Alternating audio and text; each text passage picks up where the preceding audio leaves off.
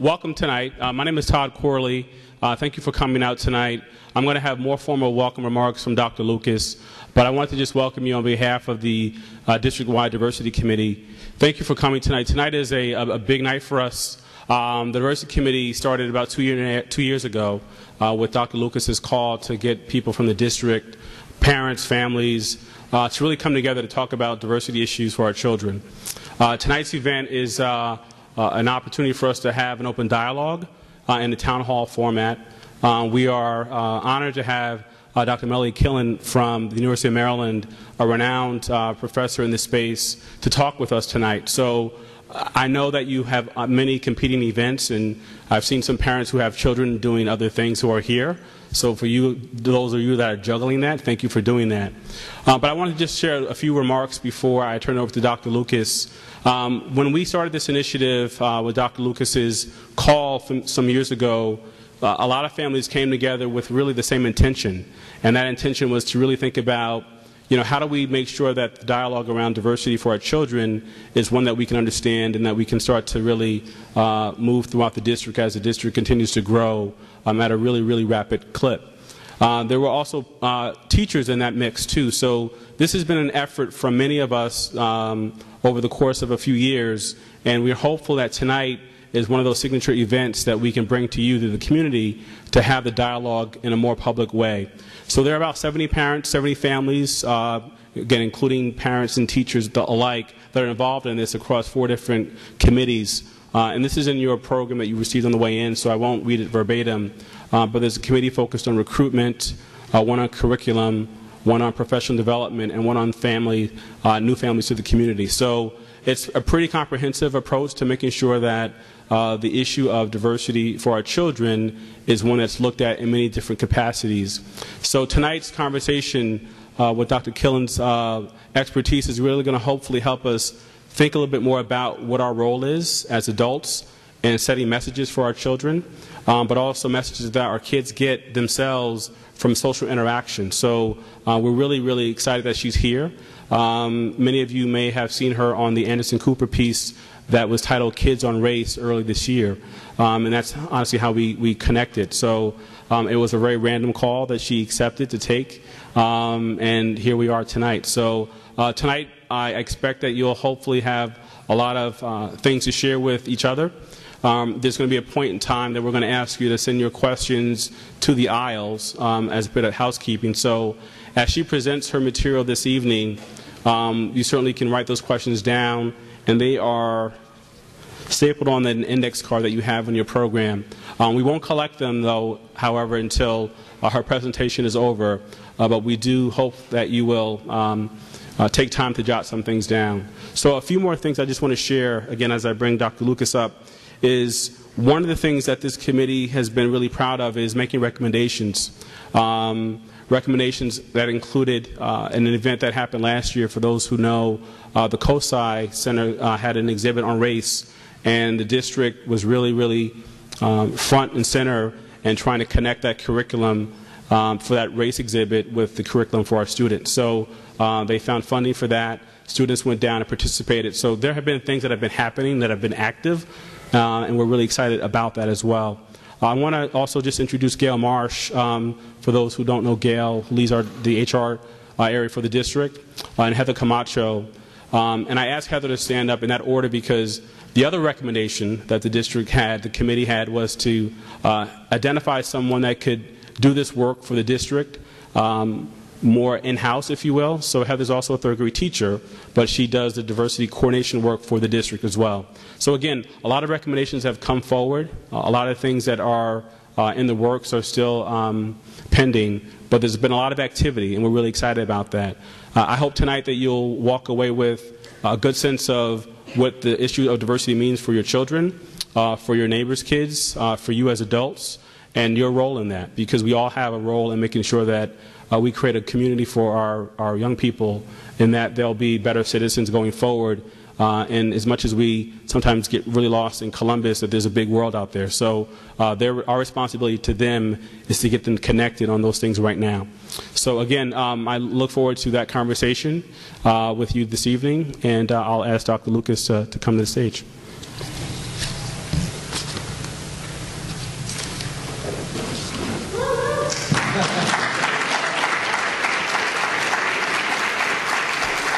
right, whoever started that, thank you, by the way. I don't know who that was, but thank you, Todd.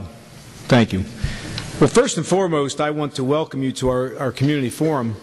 This is actually the first of two this year, and of course last year we had two.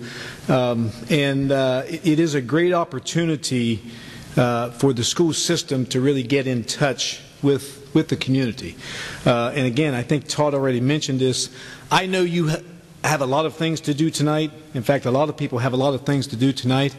But the individuals in this theater kind of set this as a priority. So we can't say enough about how much that makes us feel good about our school and our community. I am extremely proud and extremely humbled to be standing here before this group of community members. First and foremost, I have a few thank yous. Of course, I want to thank Todd, who's really been the community liaison of that diversity committee. And I don't know if you know Todd or not, but one thing I can tell you is the fact that he does what he does with class. This is a very passionate group, extremely passionate group, and that is a great thing. I also want to echo Todd's remarks in thanking Gail Marsh. I believe it was about 2 years ago or so, Gail and I sat down and we just looked at some real sombering numbers and said, we have to get better. We have to get better. And he really stepped up in regard to kind of taking a lead role in this diversity committee. So I can't say enough about him. Heather, of course, I met my first year here in a 10-minute meeting as I was going around to try to meet every employee, which I might say, by the way, in Olentangy is impossible to meet every employee for 10 minutes, even though it was a valiant effort. Heather was one of those individuals on the first year that I met, and I know she's going to do a fantastic job with the diversity committee, but more importantly in leading those building liaisons throughout our district with this whole issue of diversity. And last but not least, I want to thank the members of the diversity committee. If you would please, if you're on the diversity committee, would you please stand so we can give you a round of applause here? Let's give these individuals. Again, this is a volunteer group, and if you have not attended a diversity committee meeting, again, I will stress the word passionate. They are passionate. And I say that in a very enthusiastic way, and I do thank them for their efforts. The Olentangy Challenge, we hear this a lot. We talk to our teachers every year when we start the school year. Here's the Olentangy Challenge. If you don't like change, you're in the wrong place. That's the challenge. Because I want to share a story with you that the pastor at Liberty Presbyterian told about 2 weeks ago for his sermon, because he's somewhat going through the same thing we're going through in the fact that they're growing. And if you know anything about churches in this country, you know the real challenge is how do I get more people here? But as he made this statement, we're growing and we're not even trying. So that's a great, great problem to have. But of course, guess what growth forces upon you? Growth forces change. And we all know that some people absolutely despise change.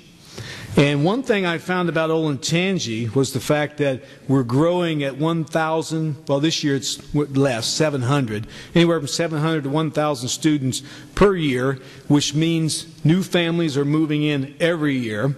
We're the fastest growing district in the state of Ohio for 9 consecutive years.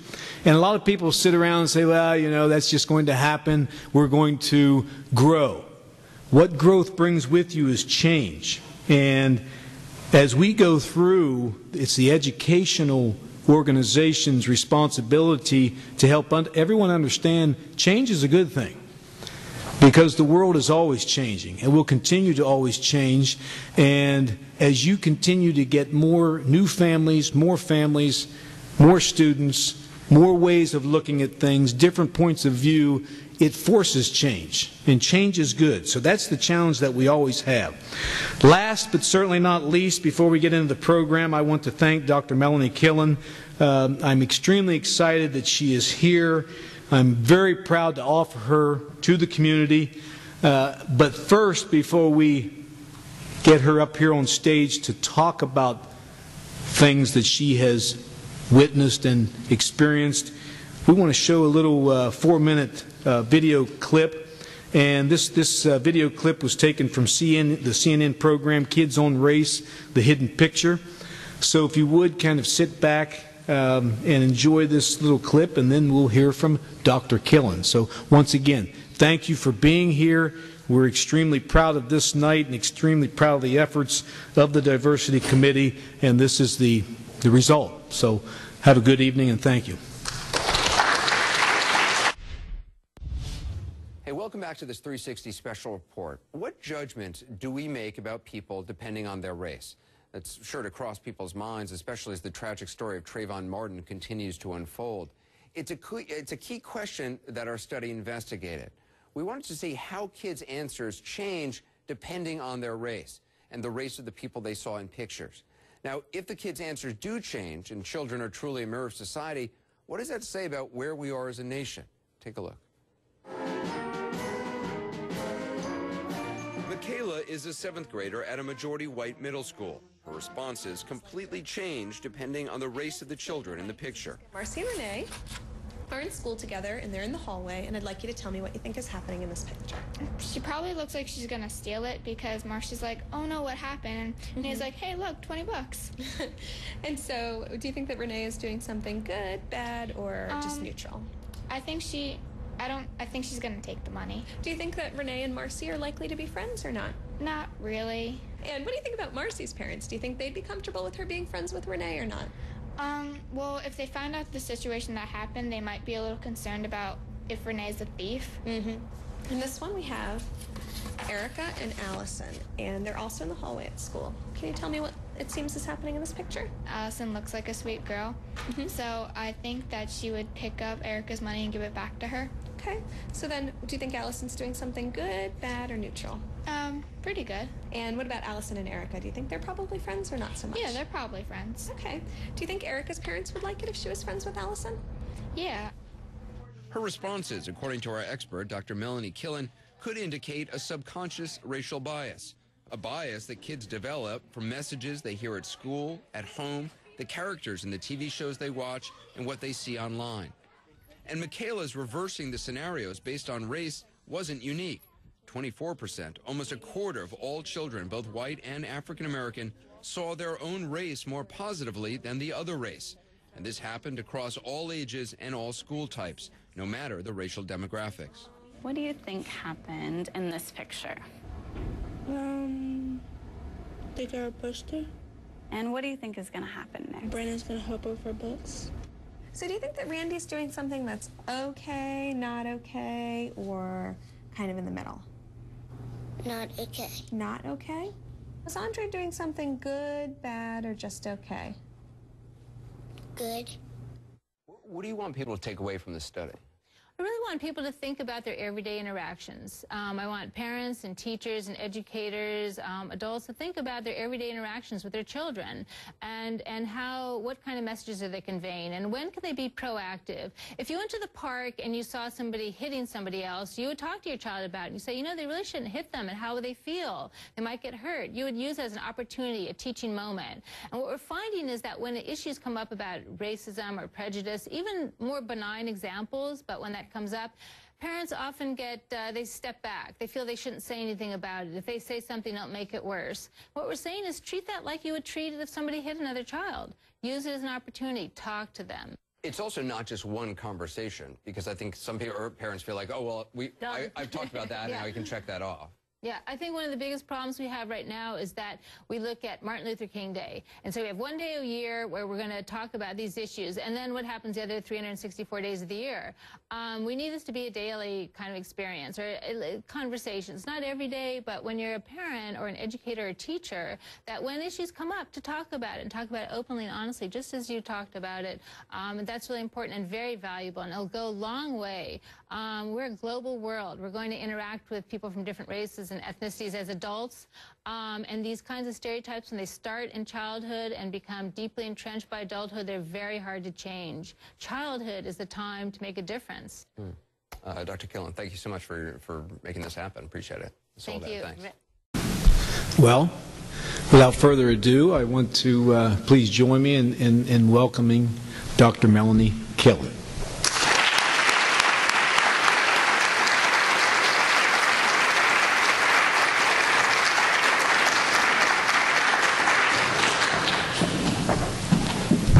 Well, thank you very much. Thank you very much for inviting me, and the wonderful conversations I've had today with people has been great. And it's a little jarring to see yourself on a screen that big, so I'll have to say, it's like, gee, I must have had a lot of coffee. But it had been a long day there, and there were a lot of interviews, and so I think that was at the very end. But it was a very exciting project that we did that did involve my team interviewing a large group of students, and that did culminate in that show. But what I want to talk to you about today is more generally, just sort of the research that we've done and sort of the larger issues that led to the CNN project, because I've been working in this whole field, in this area, for 25 years, and we've done a lot of different studies that have shown the different ways in which these kinds of issues manifest, and also the wonderful things that kids say too, which wasn't always captured in the CNN show, the kids who also talked about issues of treating everyone the same and why that's important too. So let me begin. What I want to talk about, I think the larger message here is that diversity is important for all children, and not just a select group. And we have to think about why is that. And I think maybe one of the first things that we talk about is that children who interact with others who are different from themselves gain social skills. Well, what does that mean? We have to think about that. But that is something that happens, and it's what happens for all children. And social skills are connected to academic achievement. So we're even going that next step and saying that when children have opportunity to act with kids who are different from themselves and they gain certain kinds of social skills, which I'll spell out for you a little bit in the way we've looked at it, that is related to academic achievement. And one of the reasons why is because school is a social context. And if you have or uncomfortable interacting with other people or other kids when you're in school, you're not necessarily always that motivated to go to school because of the context. And so these things are all very connected. And that's something very important for us to think about. And then the next step is that social skills are predictors of success in the workforce. So again, that message at the end, we need to start early. These kind of issues are the larger issues of the research that I've been doing, but that we have to think about these links. And that's why what we do as parents, educators, and teachers in the early years is very important. So when I talk about social skills, what do I mean? We tend to talk about empathy, perspective taking, moral judgments about fairness, inclusion, and social cognition. And it slipped out of the box for some reason. And so these are different kind of skills that you can gather by interacting with somebody who's different from yourself. And they're the kinds of foundation and building blocks for being a person, for being a social person, a member of a culture and a society. But we can pull this apart and look at each one of these things. What does it mean, empathy, that you develop empathy or perspective taking? What is moral judgments? What do we mean by moral judgments in childhood? So I'm going to go through a little bit of that as well. And then the other part of the talk, I'm going to talk a little bit more about what do we mean by diversity. Diversity sometimes is sort of a kitchen sink category, and I know the diversity committee, I'm sure, has dealt with this. I've dealt with this. I'm chair of the Equity and Justice Committee for the Society for Research and Child Development, which is a professional organization, and I think our first meeting, and maybe this happened here, was what do we mean by diversity? Let's get sort of more specific about that. In general, now we've talked about diversity refers to the opportunity to interact with others who are different from yourself in terms of groups, gender, race, ethnicity, culture, religion. Of course, there are other categories that can come into this as well. But these are the sort of two parts that we're trying to put together and that we've put together in a lot of our research. Children develop morality and social skills early in development, and where they develop this is through peer interaction. And that's sort of just one piece I want to tell you about a little bit and then get into the other side about when these prejudice and biases emerge. But my research actually started a long time ago looking at morality in young children, how children develop these notions of fairness and justice, but then that complication to it and challenge of it when you're including people who are different from yourself. So I want to give you an example of, well, how do we look at morality in young children? And we used to videotape groups of kids together. They would come into a room, they were asked to play with some toys, and an adult would leave and a video camera would be on. When I first designed these studies, somebody said, what? You're leaving 3.5-year-olds alone in a room together? You know, this sort of notion that chaos, you know, would happen. But it was really interesting, and it didn't happen, actually. And here's just an example. So the first one is Matt says, I want the green person. Ruth says, no, I want the green person. Matt says, I'm not trading any of mine, and he hovers over his toys.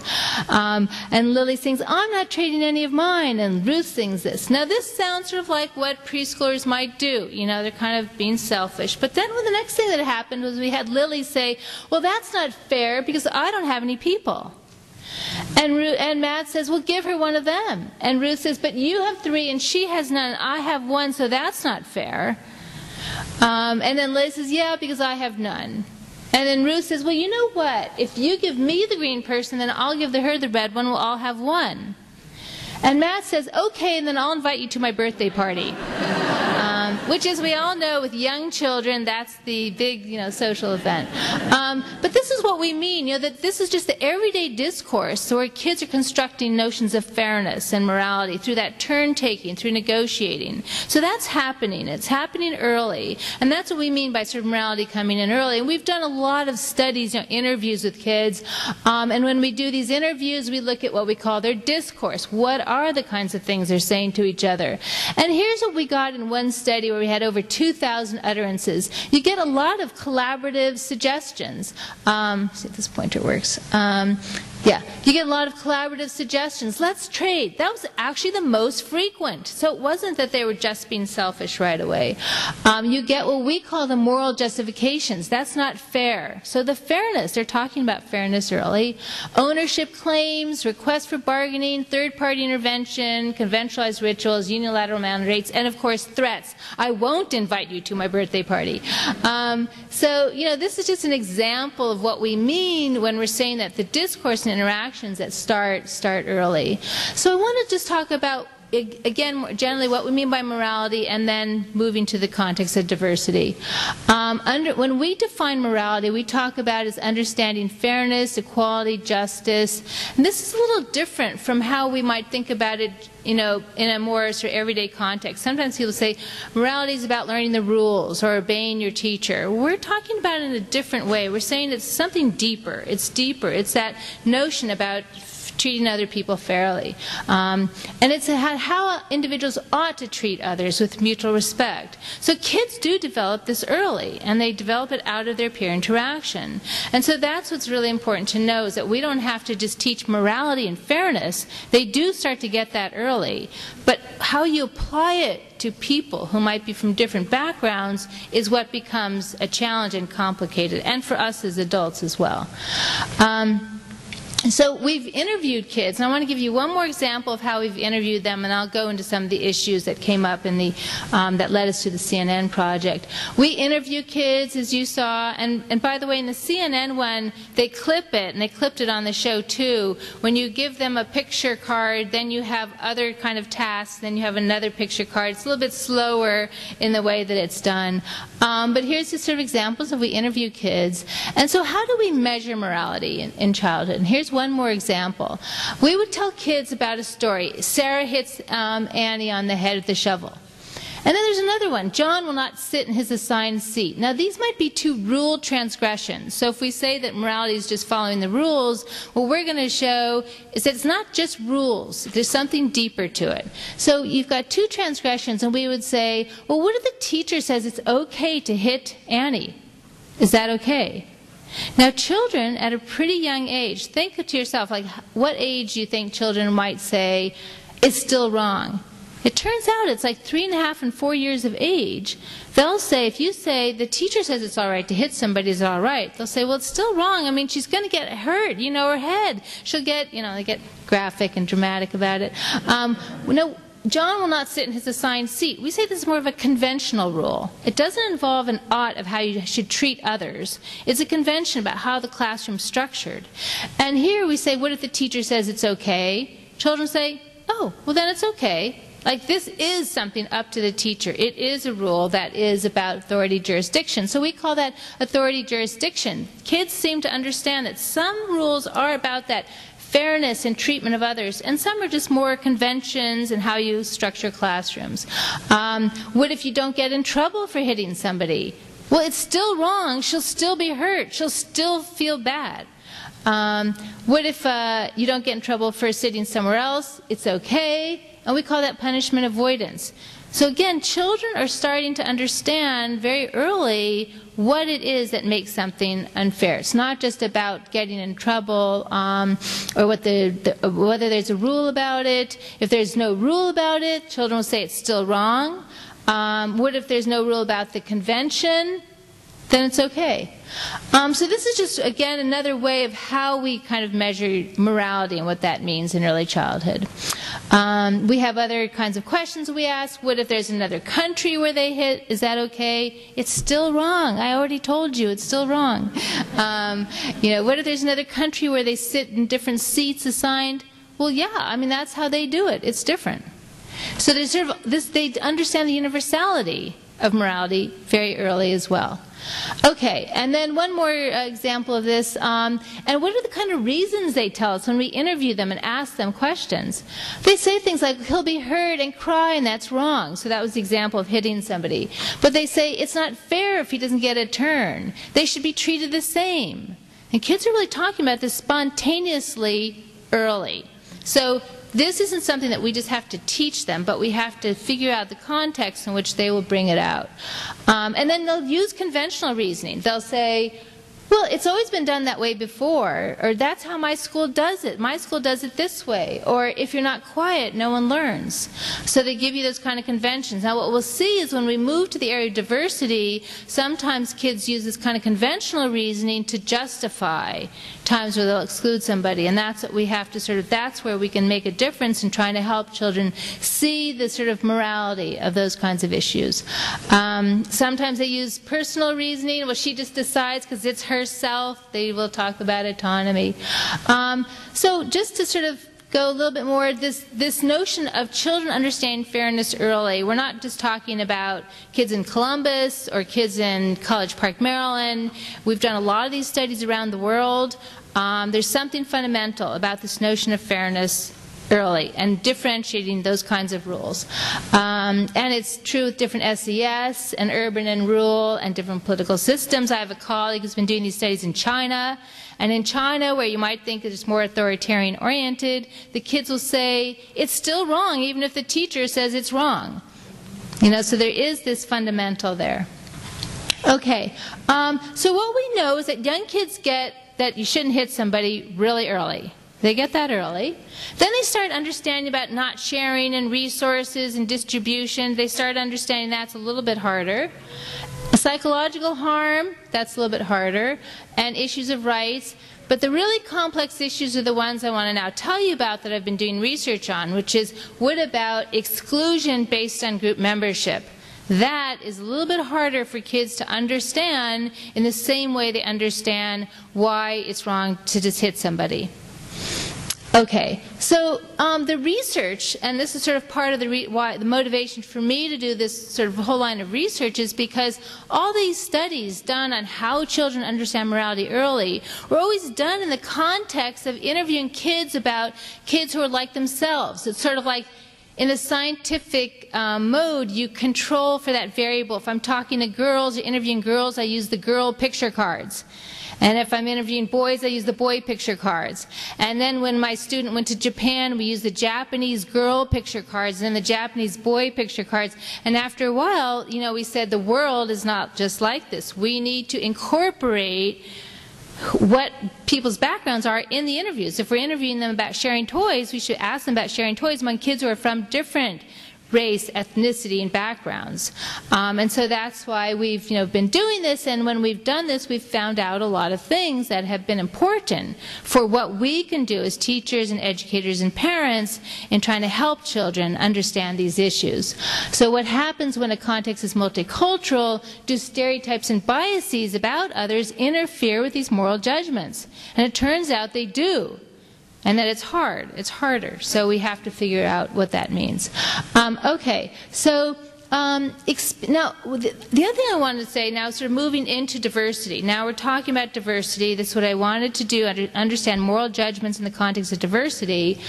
Diversity, the experience of diversity is going to have different consequences. And sometimes you get stereotypes and biases. I mean, just having diversity alone doesn't always help, right? Because it also can now introduce new stereotypes, biases about people who are different. But it also can have this good stuff, which is that you now start to be empathetic and you start to think about different perspectives. So we have to be really careful when we're talking about diversity. How is it that we can get on this pathway making diversity something where you're empathetic as opposed to that pathway where you're just increasing stereotypes? This is a very, very important aspect of all of this. And in fact, social psychology has looked at this a lot with adults, and now we've been drawing from that work to understand and look at this in school context. And what they tell us is they have said diversity alone is not enough to reduce prejudice or to increase empathy. That you have to have certain conditions met to have diversity work. Just throwing kids together from different races and ethnicities is not enough. Some of us remember, busing in Boston in the 1970s, and they just brought kids, they bussed them in from one part of town, the other part of the town, the community wasn't ready for it, and it kind of blew up. It wasn't a good situation.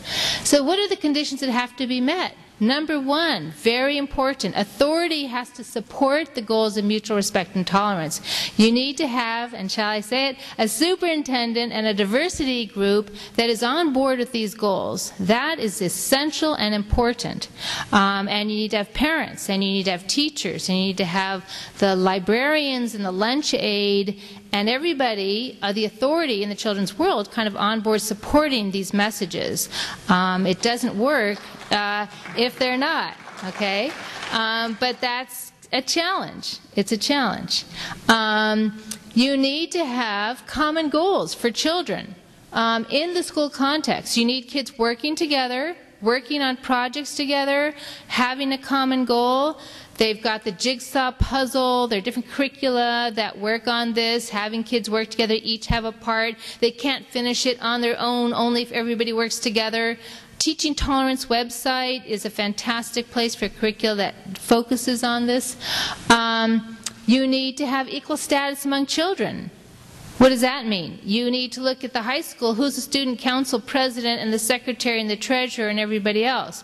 You need to get that sort of status, equal status. It also refers to socioeconomic status as well.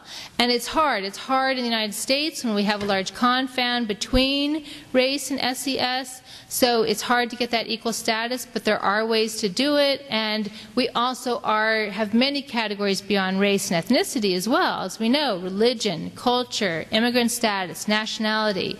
So if we can get the mixture of kids from different backgrounds having different status at the schools and the different economic status, that helps a lot. That's important. And the fourth condition that needs to be met, and not all these conditions have to be met. These are just the 4 idealized conditions. We work on each one. But cross-group friendships.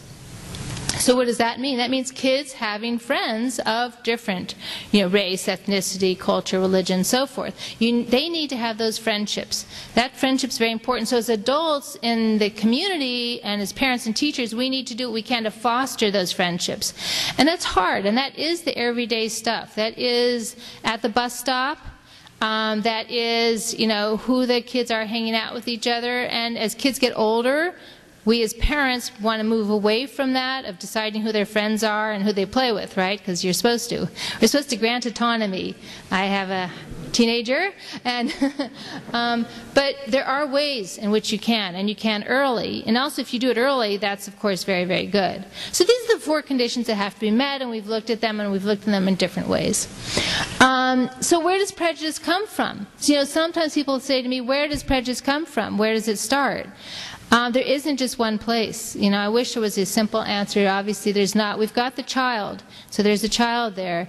But where does prejudice come from? Well, parents can be a source of influence. The peers are a source of influence. Schools, neighborhood, community. It's sort of, you can work both ways. They can all be positive sources, and there can be negative sources. And as a parent, you're not the only source. That's important. You're not the only source of influence on their moral development, because peers are important, and you're not the only source on their sort of prejudice or stereotype acquisition. And it's the same as teachers and educators and community members. So, again, it's a complex issue, but if we understand that it's complex, we can move forward. Okay, so what is the emergence of prejudice in children? I told you a little bit about children developing notions of morality early, but they also seem to develop notions of prejudice and stereotyping early. And what is that? Well, example could be use of stereotypes. Girls just can't play with us because they just cry. We've all heard that. But it is a stereotype. In-group preference or bias. Well, we get more toys than you guys because you can't even speak English. Okay? That is, unfortunately, that in-group preference is a form of prejudice. Exclusion based on group membership. We don't let Muslims in our group, they don't know how to play kickball. And that's obviously a very explicit form of prejudice. And so a lot of the research that we've looked at is both explicit and implicit. We find contexts in which kids will say things explicitly, but there's also this more implicit nature to it, and that we need to understand both forms if we're going to be, as the authority sanctioning the goals of mutual respect, we have to understand what it is we need to address and how we have to understand that. So there are all kinds of stereotypes. Gender stereotypes seem to emerge early, like by 4 and 5 years of age. Race and ethnicity, nationality. Of course, this varies by where you're living, what country you're living in, or what city, urban, and all that.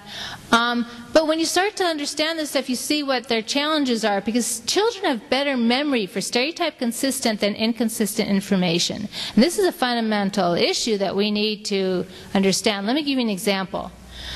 The task that was done showed kids, I'm going to show you 4 picture cards. Oh wait, they didn't all come out. This isn't working. Here we go, here we go. Okay, I'm going to show you 4 picture cards. Male scientist, female nurse, female scientist, male nurse. What did you see? So kids will tell you usually 2 of those 4. They'll usually tell you the male scientist and the female nurse. Okay? They don't remember the female scientist and the male nurse. Why?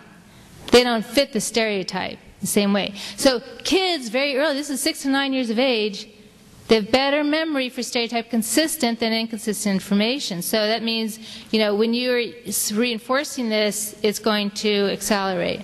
And this also works with adults if you use adult versions of these things. Okay, perceptions of similarity. I'm going to sort of start to show you how these things manifest. Some studies have wanted to look at how perceptions of similarity. They show children 2 pictures. How similar are these 2 girls? Group A. How similar are these 2 girls? Group B. Now, if this is all you show them, most kids say, well, Group A is more similar. Because race is used when no other variables are displayed.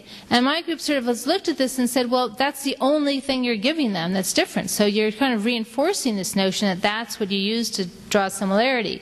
So we did a study where we said, how similar are these 2 boys? Anthony plays soccer and Mark likes soccer, and then these two boys, Jay who likes basketball and Joe who doesn't like basketball. And here, the majority of kids in the same study said that the boys on the left were more similar. If you give them shared interests, then they pick up on that. And they said, oh, they're more similar because they share interests than these two boys. So it's just sort of a way to kind of show you how it is that kids are starting to pick up on these things and how we, can understand what they're understanding. Okay. So the research that I've done has looked at this notion of exclusion. And is it okay to exclude somebody because of X? And X can be any of these things. And so when kids say it's okay, when they say it's not okay. So here's just one more. I'm going to give you a few more examples and then go to the implicit stuff. So this is social reasoning about gender exclusion. This was the young kids. And we told them this story. We said a group of girls are playing with dolls, and two of the girls say John cannot play because he's a boy. Is that all right or not all right? And we have some boys who are playing with trucks, and they don't let a girl play. And I have researchers who study stereotypes and researchers who study morality, so they had competing expectations. And the people studying stereotyping said, well, they'll say it's fine because boys don't know about dolls.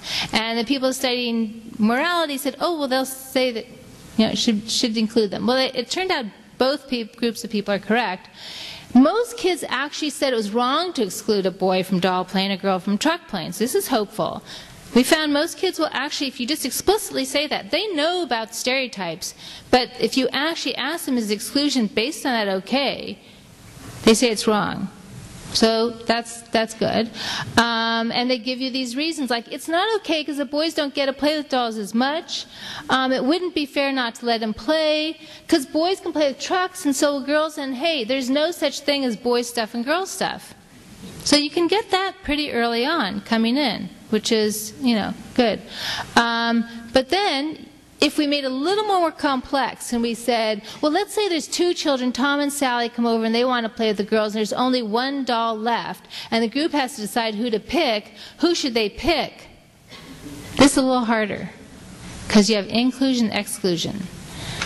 So what happens here is kids start to use the stereotype. So about half of them pick the kid who matched the stereotype, and they'll use these group identity. I think the girl, because girls want to play with girls, pick the girl because there's three girls that are playing, and he'll just play the wrong way. He hasn't played before.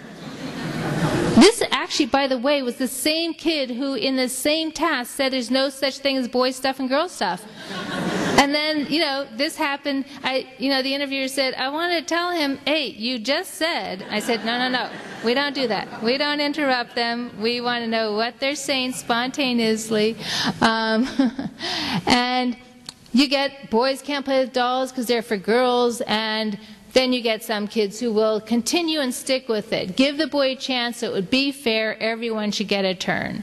So, and you get some kids getting passionate about it, How are you ever going to learn how boys will play? And by the way, aren't action dolls?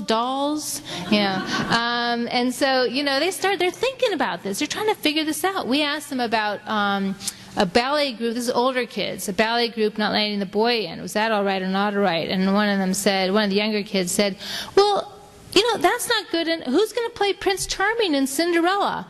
So they're sort of trying to puzzle this through, but we can help them. We can help them kind of sort this out. Okay, and I'm going to give you one more example of the study and then talk about CNN. I think we're still doing good. So we started asking one more study, more explicit, about issues based on race. We've done gender, race, nationality, done studies all over. And this one we asked kids, this is a bigger sample, it's mixed ethnicity in different school districts, 13 in the Mid-Atlantic. Oh, sorry, ran through that, that's all right, just the sample size.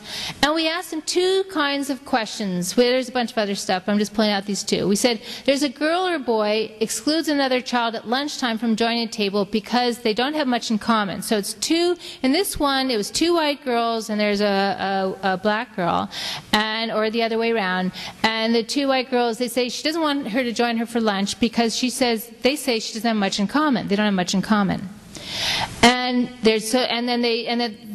we also told them that the child they're excluding is a different race, but also has different sports interests. And then there was one about a girl or boy doesn't invite another child over for a birthday party, sleepover, because their parents will be uncomfortable. So we left it general. The parents are uncomfortable, and it was also different race and unfamiliarity with the parents. So then we asked them, well, what if it was about race that she didn't want to have lunch with her, or she didn't want to sleep over? And then we all said, and what if it was about they didn't share interests, or it was the parents being uncomfortable? So we're asking them, following up and asking them about these too. So when you ask them just about race, is it all right, what if it was about race? Most kids say that would be wrong. They say, well, no, you shouldn't exclude her just because she's a different race. But if you use these other reasons, they start to pick up on them. And so if you ask them about not sharing interests, you get kids starting to say, well, yeah, I guess because they, don't have this, just doesn't like soccer. And even more so for parental discomfort. That got even stronger. Because if you ask kids, well, what if it was about race, not bringing her to the sleepover birthday party, most kids say it's not wrong. This isn't 100% though. It's not 100%. It's 7 on a 9-point scale. From 1 is yes and 9 is no. So the higher the bar, the more likely they are to say no. It would be wrong to exclude them. But it's not 100%, right? So, but then if you say, well, what if it's all right not to invite them because their parents will be uncomfortable? That's slower. More kids are saying, yeah, it's okay, their parents will be uncomfortable, and it increases with age. This is 4th, 7th, and 10th graders. So by 10th grade, sort of strange, where you're thinking, well, now they're kind of, challenging authority, but not in this area, not so much. Harder for them to do it. And then the other effect we had here, the other finding was that we did get a pretty big difference between ethnic minority kids evaluating this and ethnic majority kids. So that there's a difference. This is a significant difference. It's a big sample. But what's happening is the majority kids are saying it's more okay than the minority kids. And when you interview them, the ethnic minority kids would often say things like, well, why would you wouldn't have lunch with her because she doesn't like soccer, but she might think it's about race. And if she thinks it's about race, how's she going to feel? Now, so they start thinking, that's the empathy perspective taking, like, it's soccer, but it's also this other context.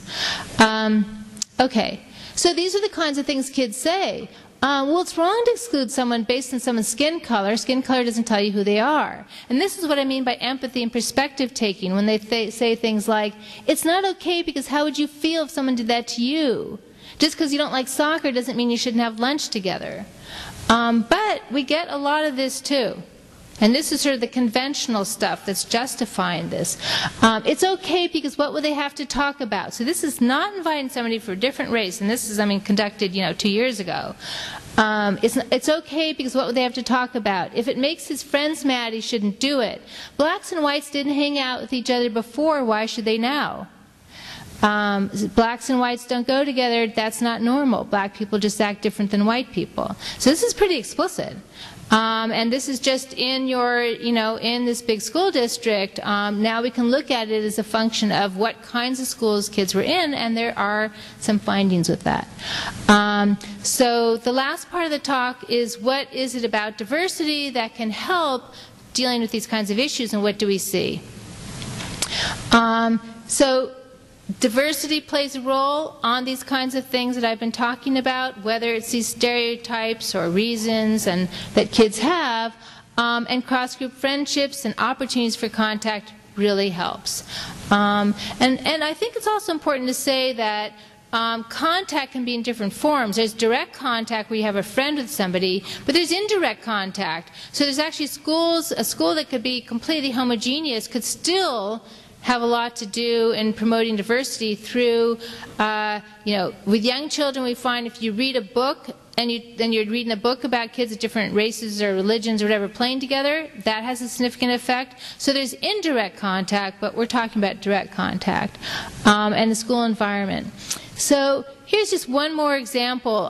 This was for the study before when we were talking about stereotypes for why you wouldn't have somebody do a sleepover party or at a lunch table. We did find a significant difference between whether kids were in schools that had any diversity. We were in some schools schools where there was no diversity, 100% European American, and then we had some that were diverse. And we also looked at cross-group friendships when kids reported friendships. And so what you find is that when kids have low contact, so the green bars are kids at 4th grade, 7th grade, and 10th grade who really have no contact with kids from different backgrounds, race, religion, whatever, they're using a lot of stereotypes. So it's almost like they don't have an awareness, they haven't had that experience to know what it might be like. They don't have friendships also help you to challenge stereotypes. That's a very fundamental part of this, is that when you're friends with somebody who's different, and you hear a stereotype about somebody, and you say, well, you know, my friend's not like that. So it does help you to challenge it, and that's, I think, a very important part of what's fundamental about this. So when we have high contact, we also, diversity alone's not enough. We recorded how many kids said they had friends from different groups. So, for example, when we asked about kids, in the earlier study about can these two girls be friends, kids who were in schools that had no diversity said no, they won't be friends because they don't share. This was golf, but there were different kinds of interests we picked. We started running out of interests, so we had golf here. You know, they say they can't be friends. They're not going to be friends. It's like they pick up on one thing and they're not going to be friends. But kids, and this is white kids and black kids, Latino, Asian American, we had a very diverse sample across a big range. They would say, yeah, they can be friends. I mean, so they have different sport interests, doesn't matter. You know, they sort of went beyond that and said, yeah, they can be friends. So fundamental finding about the importance of having these friendships and starting to think in these subtle ways about everyday interactions, how it can be important. So children with school diversity were more likely to see cross-race dyads for this study as being friends. So one more, I have about 5 minutes. You think? Okay. So this is now what led to the CNN study, which was this. We want to do something a little more subtle because, as you recall, interviewing kids about the sleepover party and friendships and at lunch, it's pretty explicit. You're asking them explicitly, these two don't want to be friends with that one because they're race or ethnicity. What do you think? And we did get kids using these kinds of stereotypes and conventions, but a lot of kids didn't. And that was very positive. But some people said to us, well, it might be higher you didn't use an implicit measure where you're not aware of what you're being asked. So we said, all right, we'll create an implicit measure. And so we found this situation, found this kind of a task that's used a lot. And what you say to kids, you say, what's happening in this picture? Now, it's ambiguous, right? It's ambiguous to the intentions, and you know this because I think some of you have seen the CNN one, but there's two kind of trajectories that follow from this when you show just this card. One is, well, Carrie pushed Abby off the swing, so that's a negative attribution. You say Carrie pushed her off. You're attributing negative intentions, right? And then you say, what will happen next? And they say, well, she'll push her back. Can they be friends? No. You know, so there's a whole negative trajectory that happens if you just are attributing negative intentions. And that's actually in the literature and child development research has been called the hostile attribution bias. There's some kids, and this is separate from race, there's just some kids who tend to sort of always attribute negative intentions. You know, you walk down the hallway, they're walking, they say, why'd you look at me that way?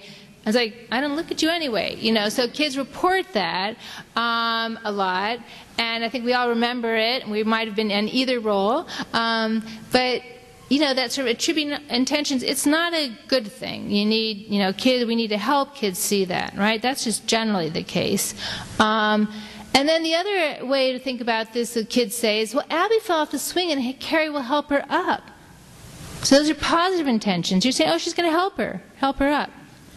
What will happen next? Well, she'll get back on the swing. And can they be friends? Well, yes, they're going to be friends. So there's a whole separate trajectory that happens, right? So we took this card, because that was used in literature just to look at whether kids attribute negative or positive intentions, and we said, well, does that happen based on race? So we said, what's happening in this picture? And then we give them what's called a filler task. Do you like music? Do you like to bicycle? Do you like this? Do you like that? Get them to think about other things. And then you say, and what's happening in this picture? So you see, the only thing that varies is by race. And so then this was the task that was used in the CNN study. We brought it in with them, and we asked a few other questions they asked us, because Anderson Cooper said, well, we want this to be our study, so we want to add a question. And we said, great. You know, what questions do you want us to ask? And so it was actually really, really interesting, because we, in these interviews, we never asked about whether the parents think they can be friends. But as you saw, that's what Anderson Cooper and Soledad Bryan thought would be interesting, and it was very, very interesting, asking them whether they thought the parents thought they could be friends. And though there's other scenarios, these are the boys, this was taking the money. I have a colleague of mine doing this in Europe, and so it's a euro, not a dollar. There's ways to change these. And then we have also adolescent versions, because those are the ones for young kids, but the adolescents, you could have pushing and stealing, and there's a whole bunch of different kinds of scenarios. So in the first study we did, where we were looking at young kids, and it was a pretty big sample, we varied ethnicity, we varied whether kids had friends and all that. Basically, the main finding we got was there were more negative intentions attributed to interracial peer encounters by ethnic majority kids in the homogeneous schools. So the kids in the homogeneous white schools, basically, you know, we're talking like 99% white, would just look at the interracial context at all compared to same race context and just say it's negative what's happening. And then the next step was they would attribute more negative intentions when what we call the out group, but if you're white, the black kid is standing behind the swing. It can happen the other way if you're black and it's a white kid to stand behind the swing.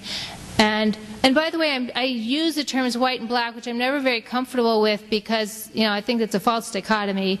You know, the world is much more than that, and it's not just skin tone, but we do sometimes abbreviate for that, with that. But, you know, we've looked at these issues for a lot of different kinds of groups.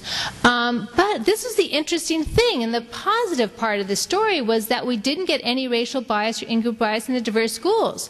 And that's true for the white kids, and it's true for the other kids, that they didn't treat those two scenarios differently. And the other interesting thing about it was they just saw the interracial context more positively. They just said whether it was white or black person, they're going to help them up. So that was, you know, interesting and very promising. And they just viewed friendship as more feasible and possible. So that's the other part of it that we got from it. So another few examples when we were asking them and followed up, you know, what does it mean when you're, for the explicit studies? You know, the stereotypes, you get these kinds of statements. Black people just don't have the same interests as white people. And then the kids in the schools with the contact friendships say things like, well, some people say that whites and blacks are different, but that's just using skin color, and you need to know the person, find out what they're like. So these are the two different ways that can manifest from these kind of experiences, and as educators we want to think about which way to go. So intergroup friendships is related to use of moral reasoning, the way I've talked about it, fewer stereotypes, and yet we do know intergroup friendships decrease with age. Young kids have a lot of friends, often from different backgrounds, and it decreases with age. As you get into high school, you get issues of dating, other things, it decreases. So that's our societal task to think about how to address that issue as well. So interventions, I've worked on a few interventions. I'm just going to tell you one or two really quickly, and then that's it. We did a project with Sesame Street in the Mideast, looking at Jewish and Arab kids, and here's just an example of, for young kids, what we did. It was a show they had, and we helped them on the curriculum.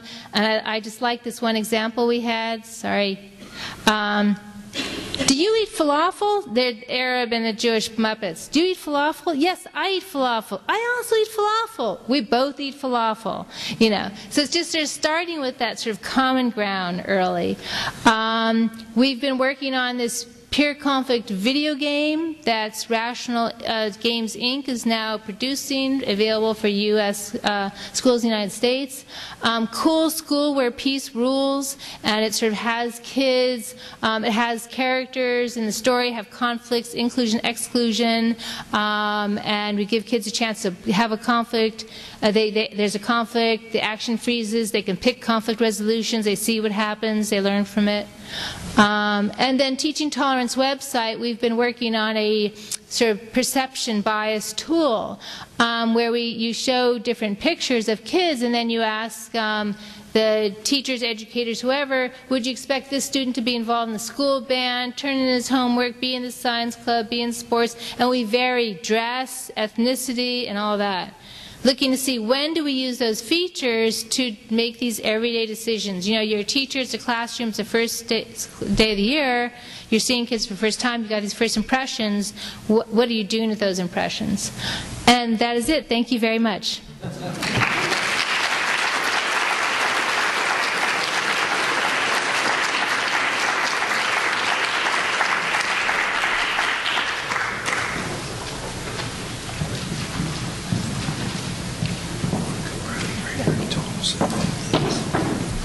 Let's give her another hand. Thank you very much, Dr. Killen.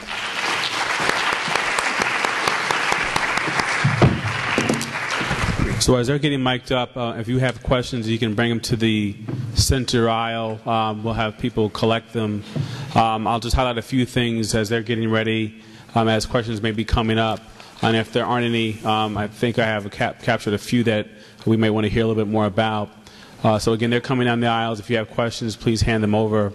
But Dr. Killen talked about, something I think is important for us to realize in the 4 conditions, authority, equal status, common goals, and cross-group friendships. And the way that she ended it was really significant when you think about, as kids get older, if those relationships become more of a challenge as kids get older. So I think that's something that we all need to think about as those who have younger ones. What messages are we giving them now?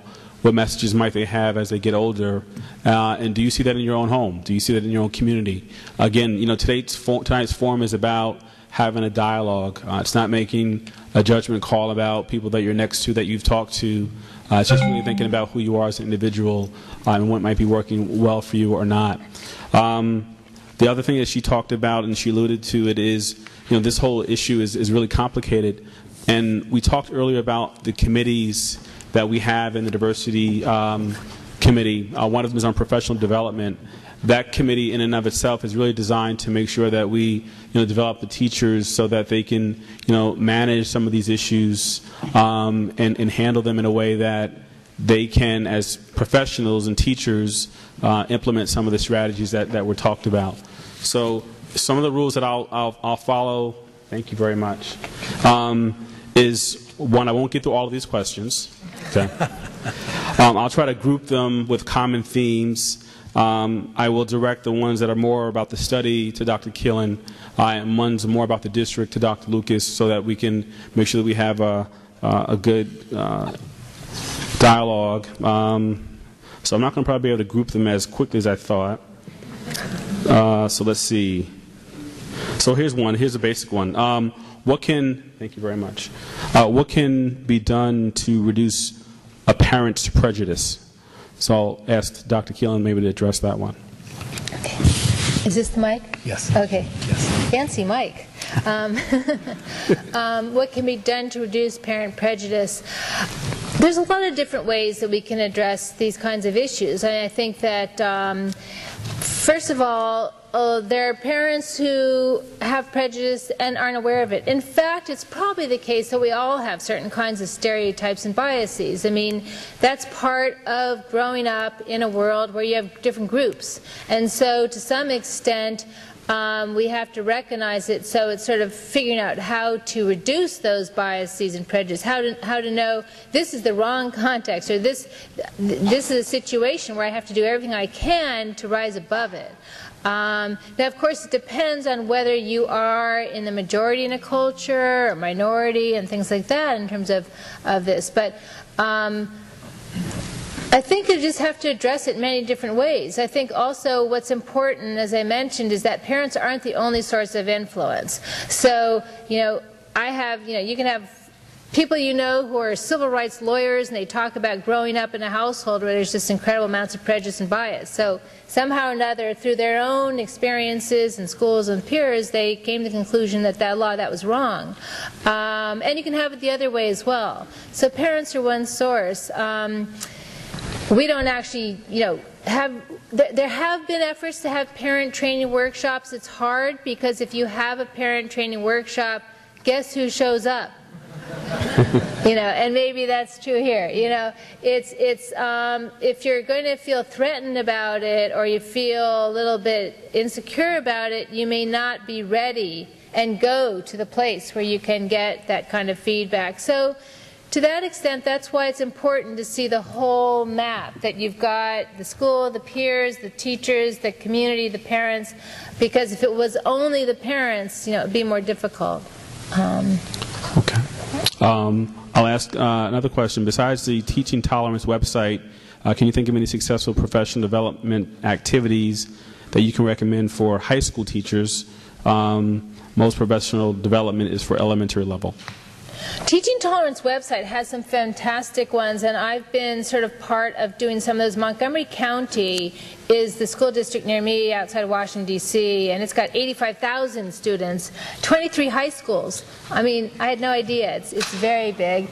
And they've done some of this. They've done some where they have teachers sort of training workshops, and where, you can have everything from using stimuli like those picture cards, or you can have other kinds of things, just as a catalyst, just to get it going. Not to measure it, not even usually when you do these things, you don't show people their responses. You just want to get them thinking about and talking about sort of how do these things manifest. But I can also make available to you after for high school teachers for these kinds of programs. Todd, I might also add we have what's called OPDA, Olentangy Professional Development Association, of which we provide PD for our teachers. Much of our PD is based on Dr. Killen's work. And I know we've had approximately 80, Gail, Heather, that educators that have been part of that, and of course that's going to continue to be the offering. So we are getting proactive in that whole piece and have already started that, and much to the credit of Dr. Killen, obviously. Thank you. And actually, Dr. Lucas, next question's for you. As this initiative begins to take hold, what are some of the markers of success that you're looking for?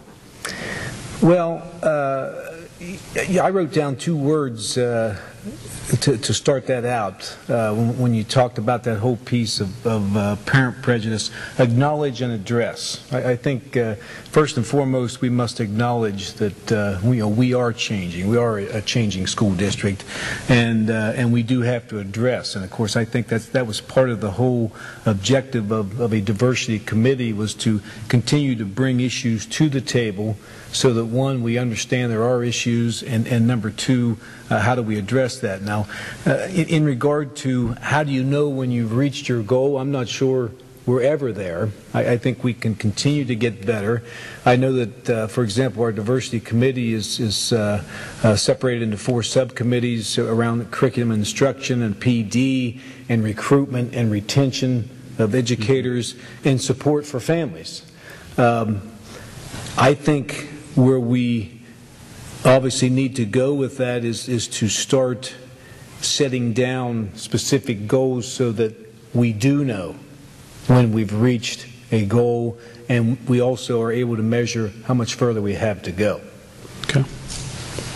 I just want to applaud the efforts. I mean, I think it's fantastic, and it is a big challenge, and it's very hard for school districts to take this on and figure out how to do it. And and a few years ago was the anniversary of Brown versus Board of Education. It was interesting to see, because Montgomery County, they sort of mandated that the schools do something about it.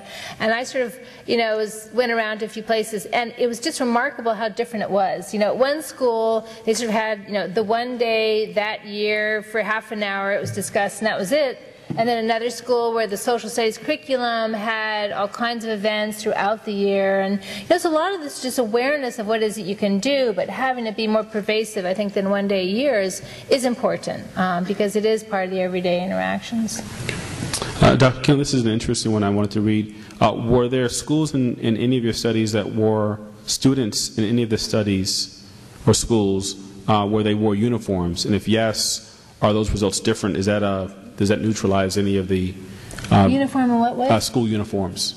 Oh, do they wear high school uniforms? Oh, that's interesting. Yeah, we were in public schools, so I think that might be more likely in the charter schools or the private schools. But I've heard a lot of discussion about that. I've heard that it's very good for some schools in the inner city and other places where it can diminish some of those things that kids pick up on in terms of status. You know, we talked about equal status in the school as being an important part of this, and you know, clothes can become a big status issue, and you know, your kids start spending an hour before school just worrying and fretting about what they're going to wear, and you know, you can just really diminish that, and it takes care of that. But it has to, obviously, it's school-wide decision. For some schools that might not work as effectively, but I have, especially in some of the charter schools. Washington D.C., I know, for example, has been very successful. Okay.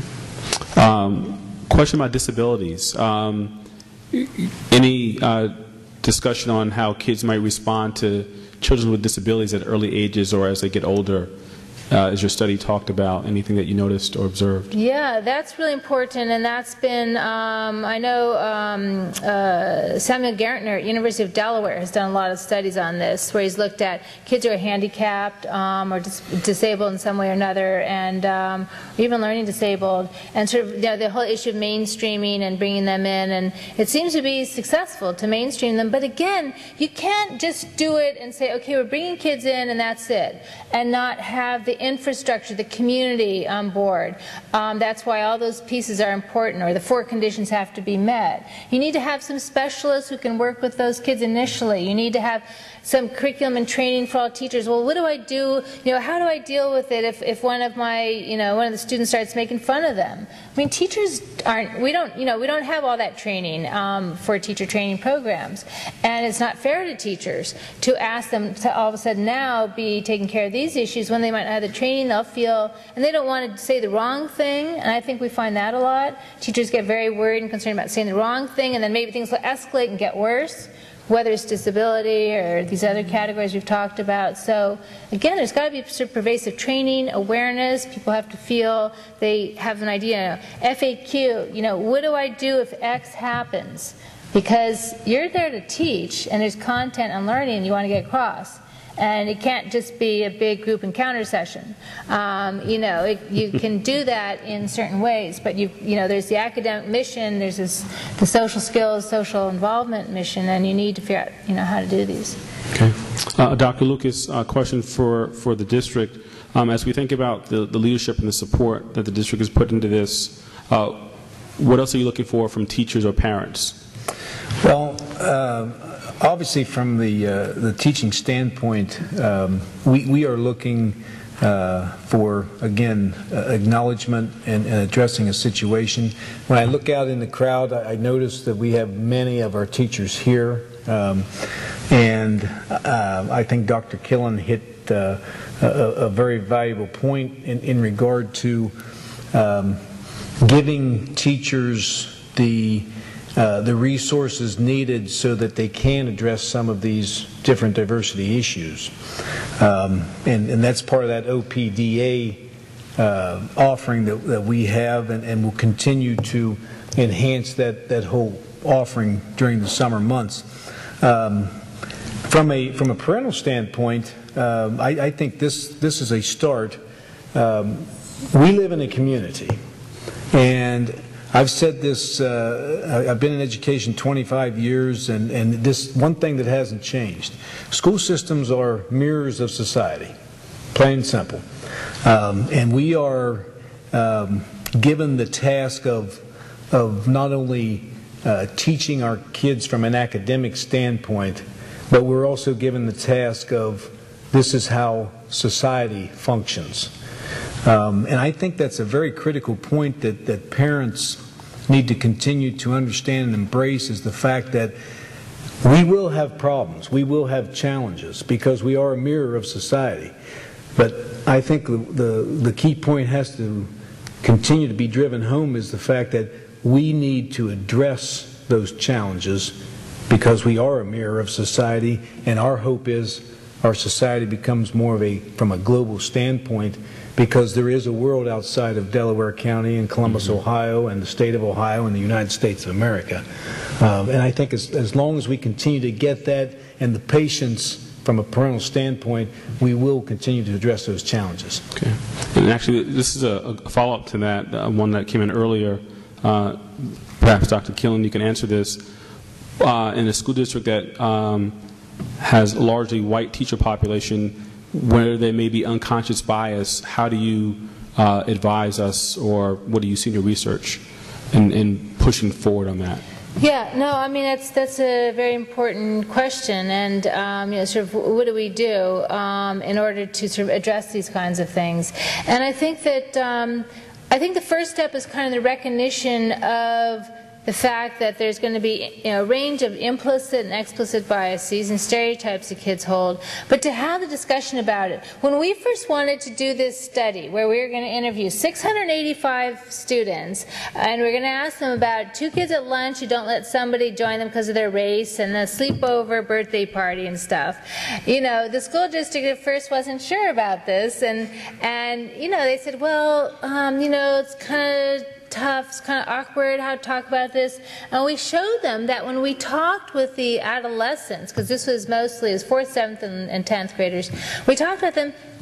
Oh, they had a whole lot to say, and they talked on and on and on about it. You know, it's the teachers and us as adults that are a little bit more nervous about it or uncomfortable with it often. And I think that's partly because, you know, for a whole range of things, partly because we know how hard it is and how tough it is, and we know how deeply hurt someone feels when these things happen. But we're also not sure how to get that conversation going. You don't want to insult somebody, you don't want to do it wrong, you don't want it to blow up and all that. So we're more cautious and I think often nervous about talking about it with kids. But when we as interviewers and researchers are sort of able to go into the school district, not, you know, from being a teacher or educator, and we interviewed them, they just talked on and on about it. They told us all kinds of things. We were trying to convey to them that they want to talk about this stuff.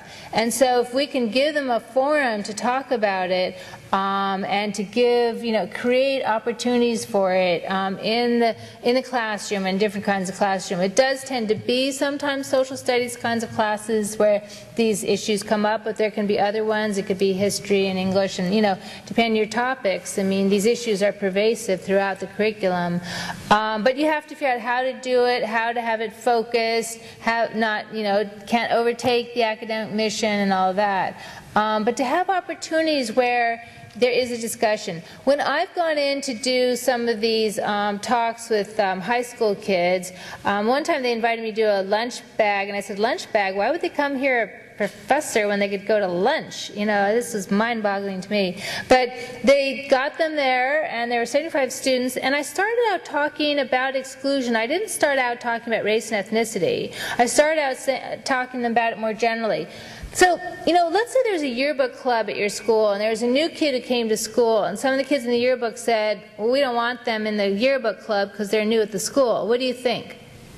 So we sort of talked about that. We talked about that for a while. And then, you know, some kids would say it would be unfair, some people would say, you know, and then we sort of moved slowly towards issues about race and ethnicity or religion or other things, and it kind of got that conversation going. So, you know, you really need to have a framework for knowing how to approach these issues, because it doesn't help also to come out, we don't want to accuse, we're not there to accuse kids of being racist. I mean, nobody comes out ahead that way.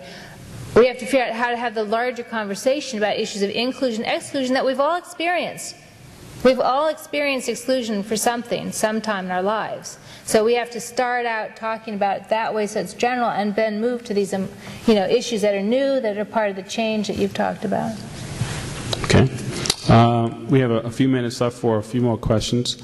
Did you find that children of the same socioeconomic background got along despite their racial differences? I'm sorry, that what? Did you find that children of the same socioeconomic background got along despite their racial or economic difference. Oh, definitely. Oh, yeah, absolutely. I mean, in the schools that we had, where we had a lot of schools that are ethnically diverse, and diversity can range from 15% to 50%, or depending on the groups you have. But we found in schools where they're reporting friendships, there were a lot of friendships, and they all sat together in the cafeteria. Because, a lot of times you hear about, in the cafeteria, everybody segregates, but, we've been in lots of schools where that's not the case. And so, yeah. In fact, one school we went to said in Lynn, Massachusetts, they wanted this whole new program, and they had it such that for the first 2 months of school, and they had a closed campus. Sometimes there's open campus. They had a closed campus. You had to sit next to somebody different at lunch every time. They set it up that way for the first month, which seems a little forced to me, but they felt that worked. We went in later, and sure enough, kids were sitting with all different kinds of kids. So you also have to help them figure out how to break the habit of hanging out with somebody they view as like themselves. I might add, Todd, at Orange Middle, and that's one that I know specifically, we have, for example, Mix It Up Day, where once a month in the cafeteria you have to sit with a group of kids that you would normally not sit with, so that it somewhat mixes it up, and people understand that kids are kids. They may have different interests, but they're very much alike, and that has been extremely successful, and that's one of the things that we are doing that we can witness firsthand. Okay, great. There was a question about things that you might have specifically observed in the district, so I'll check that off. That was one of the things. I have several, okay. actually. I'm sure that I can hear some more if you have others. For example, at the elementary level, and I know I witnessed this, for example, we have, I believe this one was at Liberty Tree, and again, I hesitate giving specific buildings because I know there are others that out there saying, we do that too. So I know I specifically witnessed at Liberty Tree Multicultural Days, where we not only get our students involved, but we get the parents involved from a cultural standpoint, whether that be the music, the extracurricular activity, the food, and I know that's extremely a popular thing. And as I was listening to Dr. Killen and thinking, okay, kids seem much more tolerant as younger, and then as they get older, we kind of break into our groups. And so at the middle school, we get into a mix it up, and at the high school level, we have probably all three high schools doing multicultural fairs, having diversity clubs, since the diversity committee started. Again, I think I want to stress the fact that we can't do enough. We need to continue to get better. We need to continue to gauge what we are doing, because we are changing as a school district and as a society. And there's a great study, for example, just in the regionalization of Central Ohio and how it's changed over 20 years. And we are no different. Mm-hmm. And it's extremely important that we make sure our kids live that, experience that, and understand that, because those are the individuals that are going to be leading us and taking care of us in the future. Absolutely. I'll let this be the last question, I think, and you may both be able to answer it. It's a good one. Since our district is less diverse than some other districts, and that there's less opportunity to know people of different backgrounds and more of a chance for people to have biases, do the books, for example, in the school with different characters, different backgrounds, have any favorable impact on our children interacting with different people? Absolutely, yes, definitely. There have been a lot of studies on that, showing that if you have, for young kids, if you have books and materials, in fact, it's sort of an identification. If there's somebody who's like your group and another group together as friends, and you're reading about it, it has an impact. There's actually a study done to look at that impact. So books, shared interests, culture, arts, certainly for young kids, talking about them. I had a parent who was telling me after after, you know, we were talking, and she said, well, you know, when she goes to the library, sometimes when she's getting books for her third grader, she goes to the library and she sees sometimes there are books that will have, say, you know, 2 African-American kids in the front or 2 Asian kids in front. And she'll think, well, I'm not going to get those books because, you know, that's for the African-American families or the Asian-American families. And I was just saying to her, you know, what we need to do is you need to get those books too. You know, that I can see why she would think that, because we operate that way a lot. And sometimes we're doing it because we celebrate diversity, meaning in our own way. But there's another part of it, which is, and I think as teachers, when you're picking curriculum, or you're an English teacher in high school and you're picking books to read, or, you know, all throughout. Or even if you're teaching math and you can talk about, you know, African-American mathematicians or Arab or Latino or whatever. So there's that element of it. But I think that was just poignant, I thought, when she mentioned that to me, because I sort of think that we need to move to the next step where we want to get that other book, because then that is a way that we can do it, especially if we're living in, a lot of people in the U.S. still live in quite homogeneous areas. They're changing dramatically. In fact, when I started one of these studies, I had a colleague who teaches at Lincoln, Nebraska, and he said, well, I can do the study because my students are all white, you know, it's all, well, that was 20 years ago, and, you know, he says, well, I can't do that study anymore, you know, because it's much more diverse in many ways. But certainly in terms of the curriculum and the books, and you can just infuse it all the way throughout, because it also has a lot to do with shared interests. You know, some of these kids are telling us, well, we just don't share interests. What does that mean? And how do we create shared interests, that common ground? You eat falafel, I eat falafel, we both eat falafel. So, you know, we need to work on showing them how, in fact, they do have these shared interests. And then helping them see that, and through the academic context and through, you know, many others.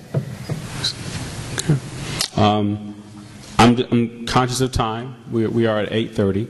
I'll say a few things. I'm going to ask Heather to just close out. One of the things that you heard in Dr. Killen's remarks touches on the things that we talked about earlier. The district-wide diversity committee has 4 subcommittees. One of them is about curriculum. So as you think about Dr. Lucas's call 2.5 years ago, that was a conscious piece to make sure that we looked at, because all those things matter to us in making sure that this district really does what it needs to do. So let's give them a hand and thank them for their remarks.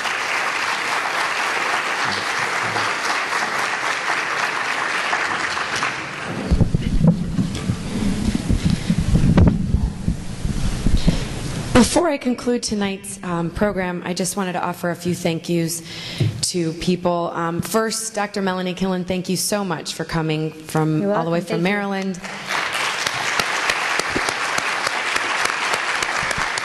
And really being that, just offering your expertise and your knowledge, I know that that was fantastic for us, and a lot of people are going to be able to benefit through watching the video as well. So thank you so much.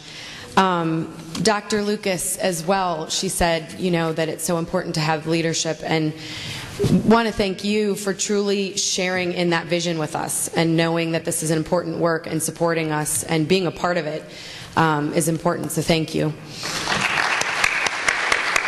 Also, Todd Corley, thank you again for serving as our moderator, and also you know, being the guidance and the support and the leadership for our diversity committee. He has been an inspiration to all of us and has really gotten us started and moving and continuing on our journey. So thank you very much. And last, I just wanted to thank all of you. I know they've said it before. I want to say it again. There's a million places you guys can be doing a lot of other things. And so the fact that you're here making this commitment and just listening with open hearts and open minds and being here with us tonight speaks volumes. So I really want to thank everyone for coming. If you borrowed a pencil by any chance, if you could give those back to the student moderators, we will reuse them and reuse them and reuse them. Either that or a levy. Yeah, exactly, right. Until they're done. That's what I was thinking. We will reuse them. So once again, thank you for coming, and this does conclude tonight's forum. Thank you.